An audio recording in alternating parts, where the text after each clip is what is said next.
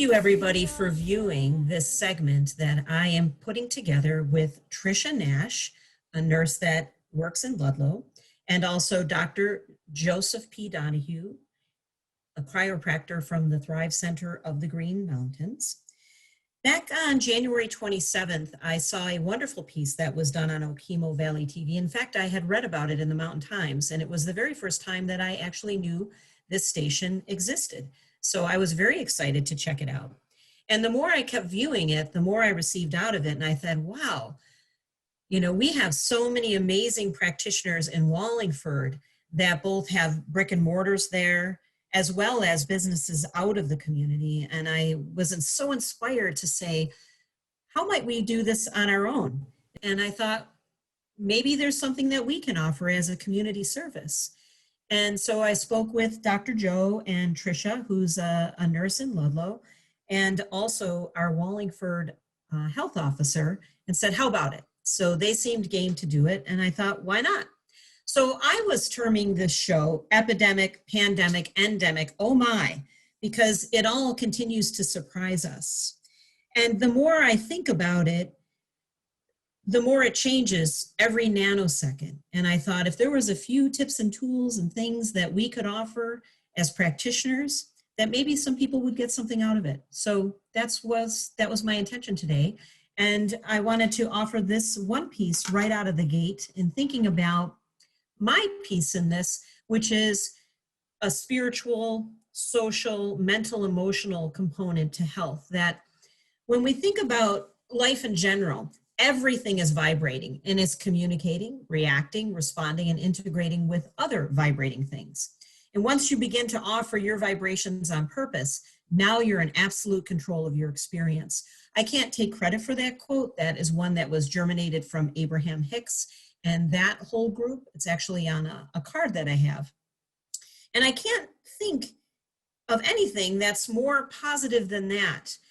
And the one of the biggest things that I like to offer people is right now during this time that is so reflective, so impossible at times, so beautiful, so magnified, so stellar in so many of the outcomes that have come about, that probably one of the best things that we can do as a human species right now is to give spaciousness to ourselves, to the people we interact with, the expectations we might have, the answers, the questions, whatever it may be, that we might be able to give spaciousness to our world, because this is a very rigorous time. And while things may be moving in a direction where we can see a little light at the end of the tunnel, it's still challenging for sure.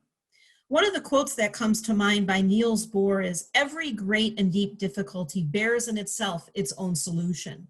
It forces us to change our thinking in order to find it. And so right now, I think it's a time of like shuffling the cards. This whole last year has been only to, you know, put them in a new order. If we all recall back, March 13th, at least in the Mill River District, was the last time that our students attended school in the normal capacity and in the customary way. I know that because we were going to do some ski coaching that weekend, and that's when the mountain at Pico and Killington shut down, and it was quite a marker, and that was just a little while ago. And look at the progress that we've made. Look at all the things that have come about and have happened. And so when I'm thinking about self-care and I'm thinking about interacting with other people, I often say, do we yell at the barking dog, or do we find out why the dog is barking? So again, do we yell at the barking dog, or do we find out why the dog is barking? And can we make the time to? I know firsthand that the fear that we have experienced through our office at times has been crippling for people. It's been a time of deep, deep reflection, internal resilience, and creativity. So I often like to look at that phrase in my mind's eye and think, why is that individual barking? Is there something more that I can do? Is there something more that I can understand in order to assist them even further? So that's one piece in addition to the spaciousness. So giving spaciousness. realizing that it's not all about us, that different things trigger different people in different ways, and we might not know the full magnitude of really what's going on for someone. But if we can present with compassion and our whole selves in the moment, I think that's really doing our best on behalf of humanity. One of the other things that I think about also in a very upbeat way and in not a negative way, I often say to myself, Lisa, if it was over tomorrow, what would I be most grateful for today and most proud of today? It could have been the bagel bash that I threw today for my son's class at Christ the King in a very pandemic manner, much different than I've done 5 other years. It's probably that right now. And I think sometimes if we can just be grateful and proud of even the smallest thing, that it can ease our minds and hearts a little bit and make us feel like we're accomplishing and doing. Because as an American, I would say in particular, or just anywhere in the world, I shouldn't just say American, we're human doings more than we're human beings. And this year has really upset that apple cart in a lot of ways. I almost feel like it's an old time ski runaway strap where it's like you want to up and you get pulled back like an old time runaway strap. But it's encouraged us to learn new and different ways about going about things. And I have a bunch of different things that I could offer today in notes. And one of the things that feels very true to me is that while we may not have been able to gather personally in the manner that we have been customarily, I think intuitively, we have really ratcheted that side of ourselves up, which is really wonderful, I think, and interesting. And we've made those intuitive connections at a distance with people, whether we realize it or not. And I know with every passing day and the deluge of news and what might be true in the morning may not be true in the afternoon, and just trying to tease out and wade through all the dynamics of information that we're receiving. For me personally, I need to come back to my true north and my moral compass throughout the day and extrapolate all the different interference that's coming my way, all the different factions of information and emotions and flaming arrows, whatever it may be. Come back to my true north, come back to my moral compass, and sift it out for myself to see how I feel about what's going on. So those are just some thoughts immediately right out of the gate, giving our ski theme here. And one of the other things that I often think about is that we need to continue to remember who we are. And on any given day, and it might kind of sound schmaltzy, but not really, because we hear this phrase a lot, you know, love is the answer. When I'm really at a standstill, I often say, what would love have me do today? I wish I could take credit for that as well, but Jack Kornfield was fond of saying that. And it really helps me come back to this moment and just realize the word that is overused so much within this pandemic is one I won't use now. But these are rigorous times, and we know that. So my advice to everybody is to not rise and grind every day if you can help it. Take some more breaks. And I think through all of this, we always have like a full plate, we call it. Well, I think realistically, it's more like a trough or a platter. It's like a full platter. And I think that with reshuffling the cards in our life, it'll be really interesting to see what we keep on our platters or plates or troughs and what we don't. What we choose to do more of, what we choose to do less of, what we thought was such a priority before may not even be there anymore. Maybe it's a different priority. And I think those are some of the exciting times that we're in right now. And just to keep remembering naturally that everything will be different. Everything is different. So with that preamble to my hopeful community service on behalf of the Wallingford community, again, my name's Lisa Donohue. I'm with the Thrive Center of the Green Mountains, and I have my two wonderful cohorts here. I would like to ask Trish what she might like to add with regard to some thoughts for our viewers. Trish is a nurse that works in Ludlow, and also Dr. Joe Donohue will be joining us in a minute. We had an opportunity on March 5th. It was a nice blustery day, And we were talking in our front room at the office to say, what could be meaningful for people to hear from us?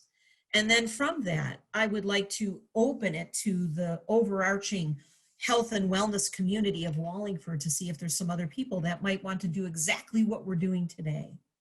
So with that brief introduction, Trish, I would like you to, if you choose to, share with people where you work and what it is that you would like to impart at this time. And even thinking about it, today is April 9th.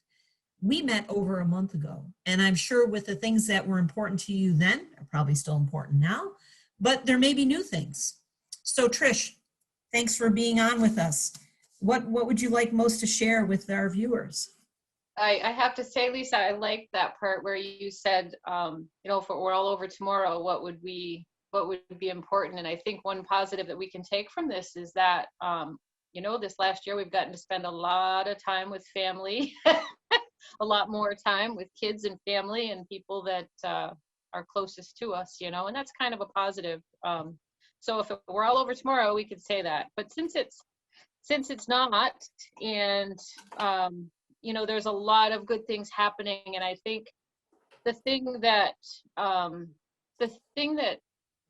that I think about the most is the fear that people have felt through this year, the fear and just not knowing. And I think with this new this virus, there was a lot we didn't know. It was brand new, and I can remember talking with the select board as the health officer in Wallingford, and they asked me, what do you think? Should we have the summer program? Should we open the beach? And I'm also part of the rec committee in Wallingford, so that's all part of what I do. And I said, we can do, they have to make a decision, but my first thought was, we don't know enough about it, let's just keep people safe. And there was a lot of upset people, but it's just something that we had to go through. We had to go through this as a town, as a community together. We were all in the dark. But this year, happily, we just had another meeting, and we're going to have the summer program with all the Vermont guidelines in place, and we're going to open the beach with all the guidelines in place. And those are all wonderful things. There's a lot of fear still, but I have to say, the vaccinations, they're in number, they've risen in Vermont. I go on the Vermont Department of Health a lot, and there is like 156.3 thousand people that have completed their series. I've actually completed a series as a nurse in a nursing home. We all had to be vaccinated, and pretty much all the residents, so we're all like 100% vaccinated. And it's been wonderful. We still wear a mask, we still use the 6 feet apart, but there's a lot of things that are we're turning the corner. If you're fully vaccinated now, per the CDC guidelines, you're able to visit people in a house without a mask that are vaccinated also, or that are unvaccinated but don't they're not at that at-risk age. So those are all really good things, but you still wear a mask when you're in public. You think about the other person, and you think about your your personal protection above all. But where are other people? So that's a good thing that most people are getting vaccinated. It turns out they're going to start 30 plus 30 years of age up. They'll be starting their vaccinations April 12th, so that'll start being offered. This is per CDC, and then by April 19th, anyone 16 and up. So I think the last time I looked at the census in Vermont, there is well over 600,000 people. So there's still, but there's 88,000 people that have started their first dose. So in all, I think there's about 300,000 people plus that are at least going to be vaccinated here within the next. So I mean, that's all good news. And I think I can't tell people to get the vaccine. I say to please talk to your physician. you know, find out about the vaccines. You know, it's got to be your comfort level, but I can see that that a lot of people are on board with getting the vaccine. But for the people that aren't, that's a personal decision, and it just means that, you know, you can wear a mask, you can stay, you know, 6 feet apart, you can mitigate all that you need to do to make yourself safe, and that's okay too. It's completely up to the individual. But with that, the governor I know has been talking about opening things up more, and I know sports have started. I just spoke with the fella from the Rutland Little League, and we're gonna have that starting up. We're gonna hopefully be opening up the tennis courts soon. And so with all that said, things are starting to get much better. People are starting to, then this warm weather helps. But people are really starting to feel like they're seeing a light at the end of the tunnel, and that's good. I mean, it's you know, we haven't had this for a year, so it's like a whole new day. It's like you open your eyes to a whole new day, and it feels great, you know, something we haven't had in a while. um, I do know that there are some cases that are happening, and that's another part of a lot of people are afraid of the cases that are rising now. But what I will say about that is there these cases now are among the younger population. um, I have it on pretty good authority that anyone that had the vaccine that were at that at-risk age, they are doing very well. My personal experience being at a nursing home, we've started our visits. We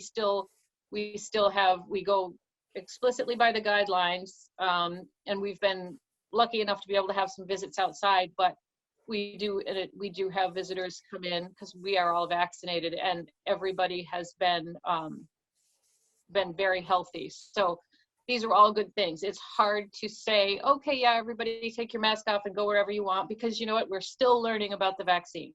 We're still learning about them. We're still learning about what they're, but I do have it on good authority, and for myself included, you know, it is going to keep you from getting sick. The vaccines are working. They are working. And that's a really good thing. Just a quick story, because it kind of proves the point. It's like a test outside of a test. But you know, one of the girls that I know, her two boys tested positive for COVID. She had been vaccinated with the Pfizer vaccine, both fully vaccinated, and 12 people in her family got the virus. They were all exposed pretty much at the same time. So she's been there quarantined with them, but she has not gotten sick. So that's about as close as you can get, taking care of your own kids. And so in her case, the vaccine's working very well. I would like to say something on another thing that seems to be bothering people, and rightfully so, is when people talk about the variants. So a virus has to live, and a variant means that yes, the virus is mutating a little bit, but in my experience, it's the transmissibility. It's not the virus changes, but it changes in the way of transmission. And from what I've heard, read, the vaccines are working with all of those variants, because you know, the transmission may have changed a little bit, but the virus is still the virus, and the vaccines are still working to fight that. So that's another positive. It's a positive that we have the vaccines. And we have to keep in mind that although every death is horrific for any family member that has to go through it, we've had 230 deaths in Vermont, and that's, you know, the population, as I said, is over 600,000. And although the deaths are horrific surrounding this virus, it was a lot of those people were the at-risk or the elderly. And I think that we've done a very good job at making them safe, being that they were the first to get the vaccines. And you know, they're the ones that are not getting sick now. You know, with the rise, and those are the people that we really had to protect. So that's pretty much, unless you can think of something else that I touched on in the office, I'm becoming a lot more positive, and I'm just praying that as things open up, everybody is okay, and you know, we do know enough about the disease that we have a lot of good treatments too. So that's another thing. There are 30 people hospitalized according to Vermont Department of Health, but only 6 of those people are in intensive care. Not sure the ages, but that's still well within capacity. I think that's the number of people in Vermont. So they could be scattered from Rutland to Burlington to wherever. But so they're not taking up the hospital beds, you know. So and these are, you know, a lot of what I speak about is just from years of nursing experience. And there are a lot of people out there that don't completely understand every little thing in the medical jargon, but hopefully I've made it a little bit easier for people to understand. I can ramble, so. Well, if it's okay with you, I have 2 areas that I remember came up when we were chatting back in the waiting area at our office. And by the way, you look wonderful, and that lighting is fantastic from where I'm sitting. And you know, it's interesting where I'm sitting. This is upstairs at my house, or our house, and there's doors, and it's so perfect for this this presentation or show sharing, because there are a lot of doors that continue to close and open with this, and there's a lot of doors of new possibility. Yep. And one of the things that that I keep thinking about all the time as we've talked with staff and people, that it's really important to stay flexible, to stay nimble, because things change a lot, stay creative. And I think that that has been one of the harbingers, I think, of this whole time, is being able to stay humble, nimble, flexible, creative. And, you know, every now and then, you know, I think Thomas Jefferson said himself, you know, a little bit of revolution is not a bad thing from time to time. So, yeah, that just kind of came to me and spoke to me while you were speaking. And the other thing too is that, of course, every person that has passed because of the virus and in connection to the virus in one way or another, the one thing I also keep in mind too, at least for myself, is that the soul has a journey too, and that's not something we can often get in the way of. And sometimes that can make me feel a little more at ease with the circumstances, because let's face it, any one of us can feel, at least I'll speak for myself, a little bit of survivor guilt, or, you know, with all these people in the world that have passed away, most all that I will never meet in my lifetime, you know, that can be quite a cloak to wear if one thinks about it. It's a lot. It's a lot to navigate for anyone, everything, every day that we're all finding our new ways with. So back to the waiting area. I remember that you, and it's okay if you want to pass on this, but I remember you were talking about the droplets when people are speaking, you know, with regard to the virus, and also about masks. And so I wanted to know if either of those areas were anything that you would be open to touch on, you know, your perspectives on these things right now. So the coronavirus is spread by, I think it can spread, you know, it can be on a surface for a certain amount of time. There's certain things that will clean it. And so there's a potential to catch it on a surface, but I don't think it's huge, but you can touch it and then maybe touch your eyes. But the droplets are pretty much coughing, sneezing, the big droplets I think that's how you get the coronavirus, or at least the original strain. So the masks are good. You know, we wear them in the healthcare field. It's just an added bonus. An added safety mechanism. So when you cough or sneeze, that will catch some of it. I mean, I can see droplets, maybe the side, coming out the side and the top, because it's not the tight mask that you wear, let's say in a room for tuberculosis or whatever, when that's airborne. So the droplets are actually larger. And So having the mask on definitely helps. But what helps the most with that, if you don't have a mask, is the 6 feet apart, because there's a certain amount, depending on how large the droplet, how heavy the droplet, it depends on how much you sneeze it or cough it to have it actually go past 6 feet, if that makes any sense. So the masks are good. And for me, being fully vaccinated, I would wear a mask. Of course, I'm going to wear a mask anywhere that it's mandated, because I think of myself as protecting those who, who aren't, I don't know who they are, but I just protect people that way. Not so much for myself, but the masks and, in settings that it's mandatory, and then trying to stay 6 feet apart is huge. I feel like if you're coughing and you're sneezing, that's one of the things about the vaccination, that they say you may still be able to catch it, but that you're not going to get sick. They've actually seen that people vaccinated don't actually get it. But if you did, for some reason, they say that you're not going to get sick. So if you're not sick, if you don't have symptoms, then you're not going to be coughing and sneezing. You're not going to send those droplets because you're not actively sick. So, but the variants, that's where the variants come in, because if for some reason the variant, which might be more airborne, meaning the droplets might be a little less, they're not as big, or they're bigger, they carry, the smaller ones will carry further. So a mask is important in those cases. So little is known about all that, but knowing all that and hearing all about these variants, the thing that I just want everyone to keep in mind is that, yes, those are out there, but and I can't tell you not to be afraid, but what I can tell you is to just look at the data, look at the science.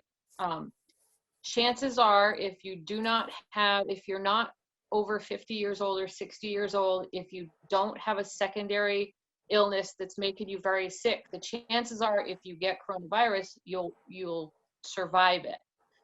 But saying that, do everything you can not to get the vaccine, stay 6 feet apart, wear your mask. And they have N95 masks, which that is a mask that you wear for something that is airborne. Let's say if I went into a room with someone that has active tuberculosis, I would wear a hood with a suction to suck the air away, or I would wear an N95 where nothing gets around it. So even if someone coughs and sneezes, it shouldn't get in that mask. The masks that everybody's wearing, the cloth masks and the medical masks, they don't function to that high capacity, but they help, especially, for the droplet. So that to me kind of sums that up. And what was the second thing? I think I talked so much I forgot that. We were talking about the droplets and the masks. So okay, so I got them. I think you did. I think you did. You did a beautiful job in wrapping that up, or bringing it full circle. And so with that said, I think at this point, I will introduce our next speaker. And if you want to stay on, Trisha, so he has someone to look at, that would be helpful. I know Patrick's with us, but he is off screen right now. And so that might make it a little easier, so Dr. Joe isn't talking into no man's land.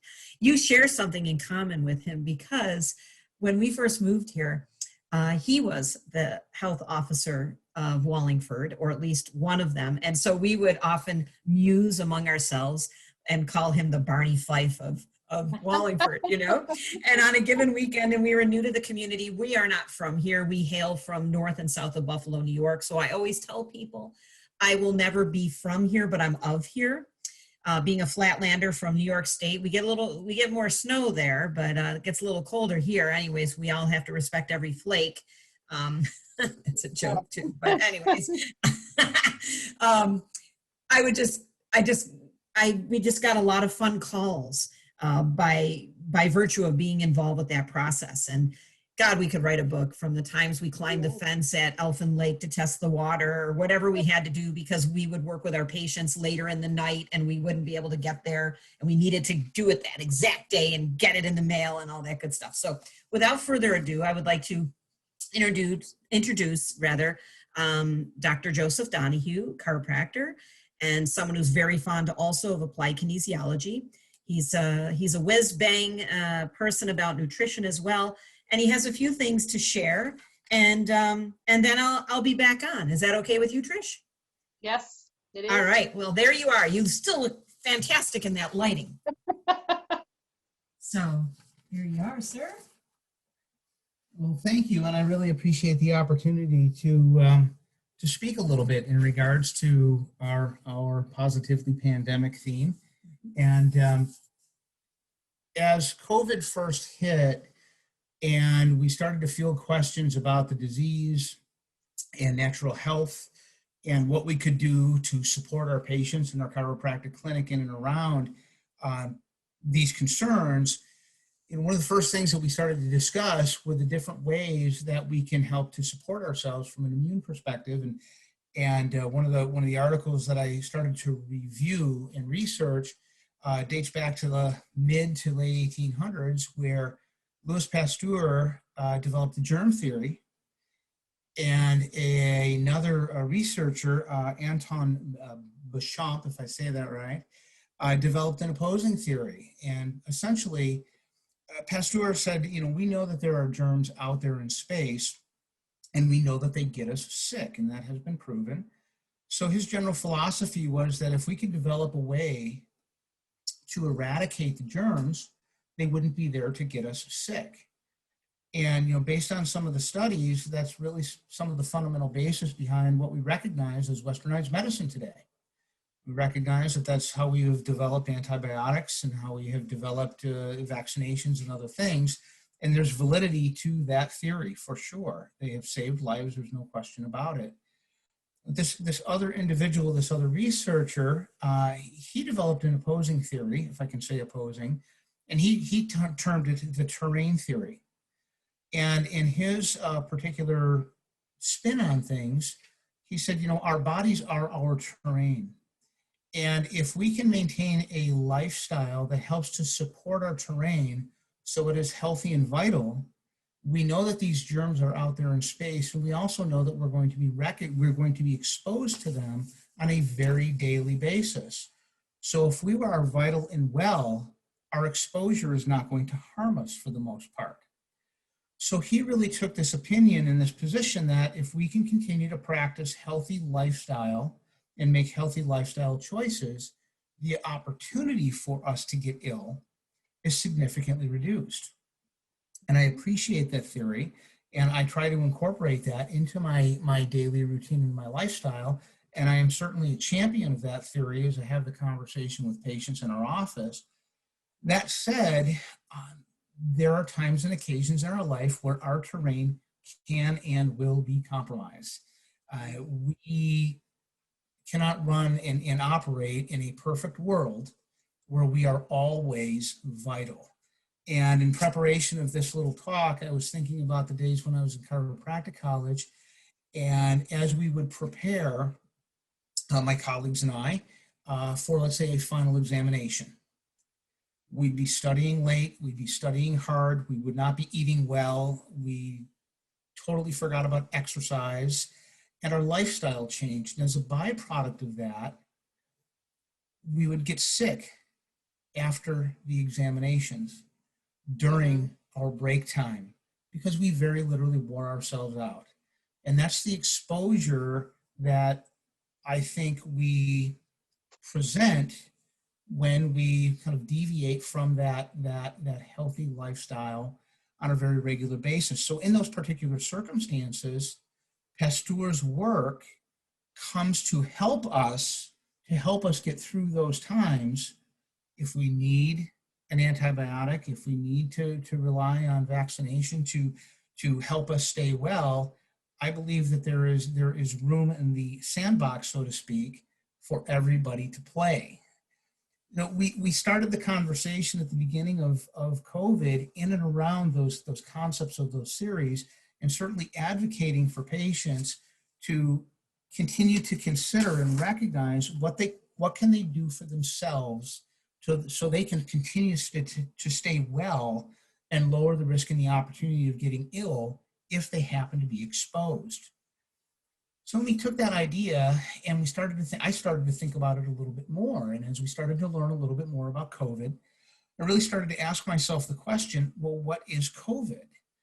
And the coronavirus, in all ways, shapes, and forms, from what I'm seeing, it's essentially a respiratory infection. So my mind immediately goes to, what can we do to keep our lungs well and healthy? So I really started to think and resonate on two different things. Number one, moderate aerobic exercise to try to keep our lungs healthy and vital, to keep our lung capacity up, to continue to oxygenate the tissues of the body so we can stay healthy and vital. And the other aspect of that thought process for me was really about nutrition and our daily dietary intake.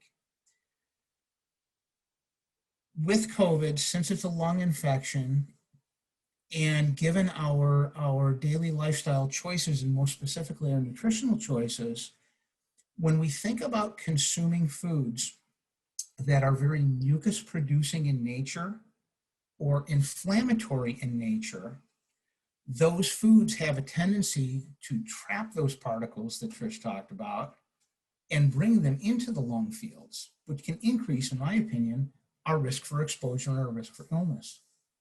So as I started to study this a little bit deeper, I actually did a little Google search on mucus-producing foods, which immediately brought me to a website through the Lung Institute. And they've done a great job in identifying 21 of the top mucus-producing foods. And then they've also taken a look at the 21 top mucus-reducing foods. And as I look at that list, on the top of that list are things like dairy products, simple carbohydrates, grains. And on the other side of that equation are foods that are very anti-inflammatory in nature. So things like deep cold water fishes and pumpkin seeds and olive oils and things along those lines. So as I started to dig into the two lists a little bit deeper, I started to recognize immediately that those foods which are most mucus producing are very rich in the omega-6 and the omega-9 fatty acids, which in our bodies are very pro-inflammatory, which means they will increase the opportunity for our bodies to be inflammatory in nature. And again, on the other side of that equation were those foods that were very rich in the omega-3 fatty acids, which are very anti-inflammatory in nature. So as we consider our lifestyle and our lifestyle changes and what can we do to support ourselves nutritionally when it comes to COVID and other respiratory-oriented illnesses, I absolutely advocate for moderate forms of aerobic exercise to keep our lungs clean. And there's no question that when we look at dietary choices that are more anti-inflammatory in nature, they are also less mucus producing. So the less we swell and the less mucus we produce, the less likely will we have the occasion to bring those particles that Trish talks about into our lung fields to expose our lungs to things like COVID and increase the risk of us getting sick.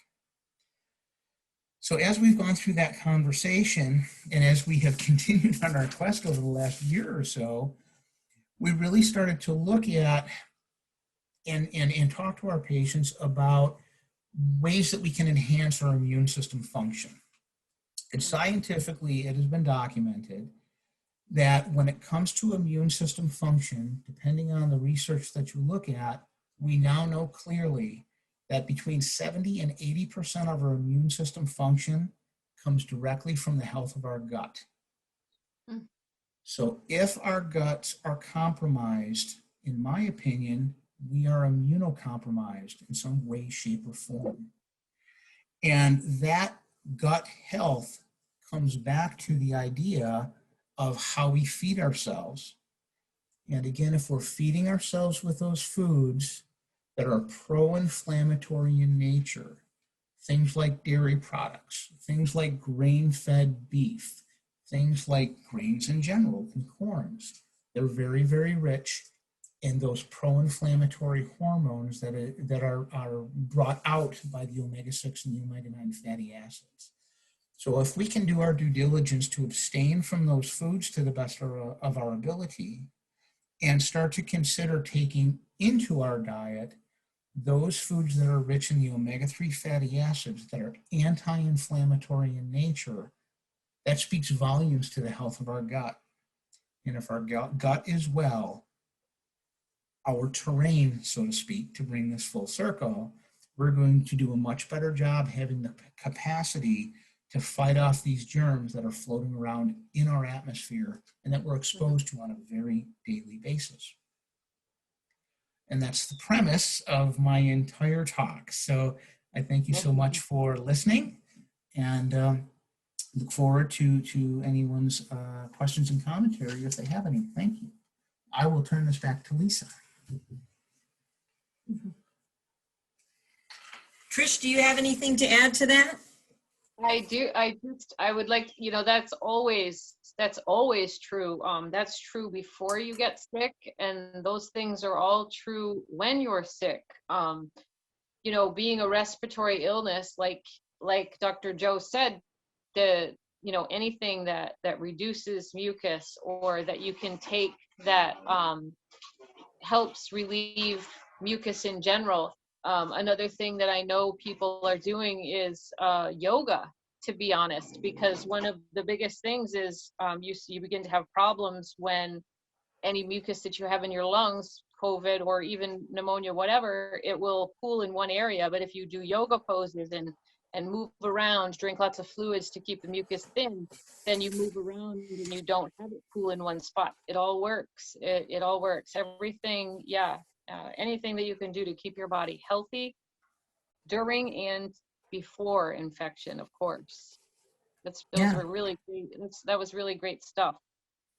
I think so too. I think Joe had an awful lot of good things to offer, and we do appreciate him doing so for us today. Well, in wrapping up, and it's helpful, Trish, to still see you on screen here, and if there's anything that I mention as we close out that strikes a chord or you want to further embellish on, make a little note, and we can pick up with that. And again, Patrick, thank you for having Trish Nash and Dr. Joseph Donohue and Lisa Cuzydlo-Donohue on today. We really appreciate it. So excited to learn about the fact that the Okemo Valley TV exists. I've had a show on PEG TV, Channel 15, since 2001. So it's just nice to know what's in your back door. There's always so much. A couple of points that I wanted to make with regard to the mind, body, spirit, emotional health. They're just going to be random. And I know that we're going to be doing some editing of this show so we can, pick the best out of these. That sometimes the greatest pushback we have in our life from a work site, a family member, a community faction or member, it's often showing us our greatest need.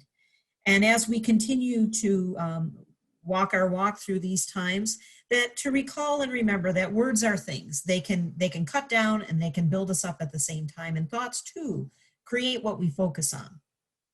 And this last year for us, sometimes it's just felt like a circus, so, but a good one, that it's really provided a massive floodlight, as to all of us to face the music in our life with what's working, what's not, what could use adjustment, in the chiropractic term, if you will, a little pun there.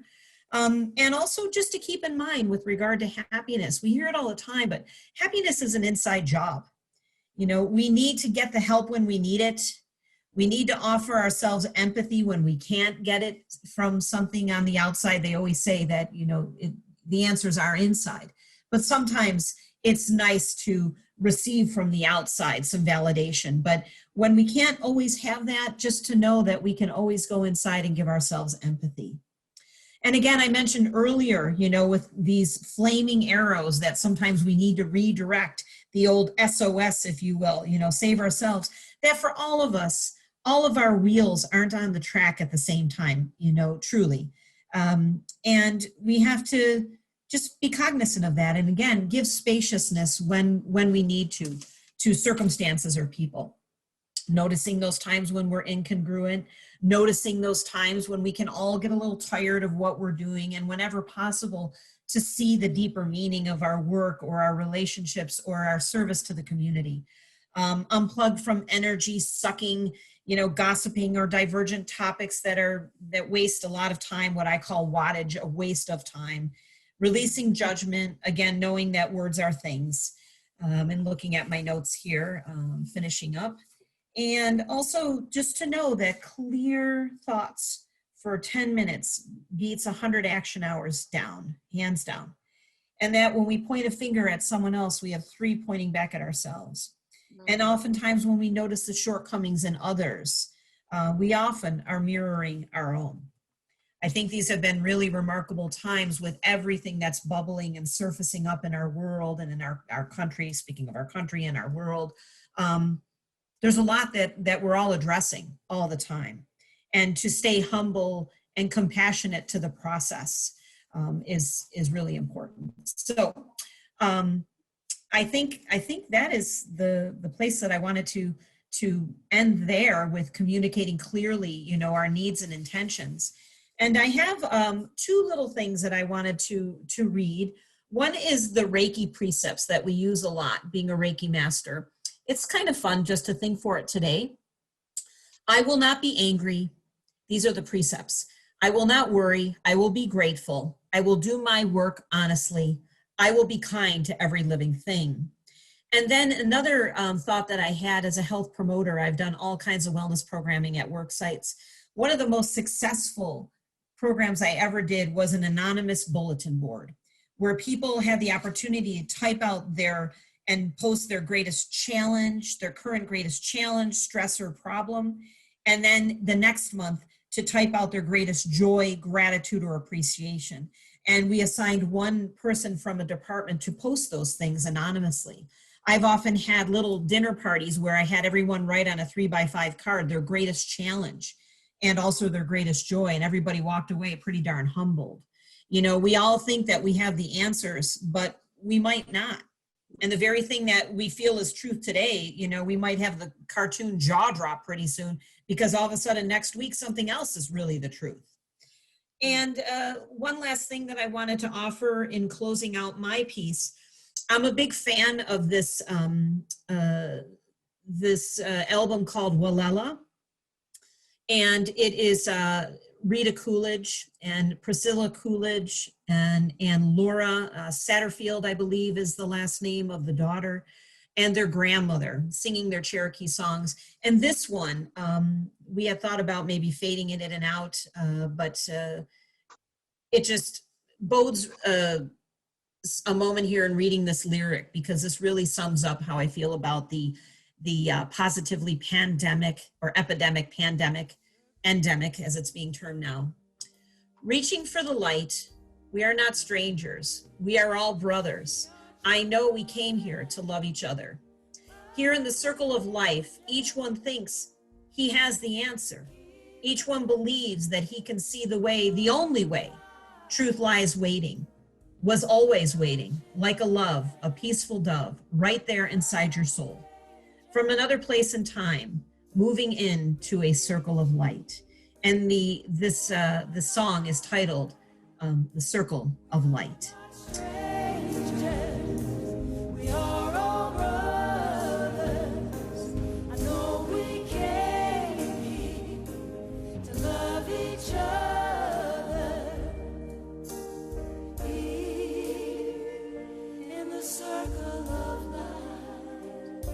So with that, I truly hope that we offered something that could land on any one of the viewers in one way or another that was meaningful. I know in Wallingford, we're really blessed to have amazing healthcare practitioners in a variety of services, whether again, they have a brick and mortar right in town or they live in town and have practices elsewhere. I'm always amazed and very proud of what we have in Wallingford. So I thank you, and I hope you have a fabulous day. And Trish, is there anything you'd like to offer in retrospect? Just want to say thank you very much for letting me share, and I'm always here if anybody needs any information. Well, that's great. And how about you, Dr. Joe? Would you like to stick your head over here and say goodbye? Sure, Linda. I appreciate the opportunity to speak, and certainly if folks have any additional questions, they're always welcome to reach out to us at our office in Wallingford, and I'm happy to field any questions that they may have in regards to the things that I spoke about. So thank you for your time.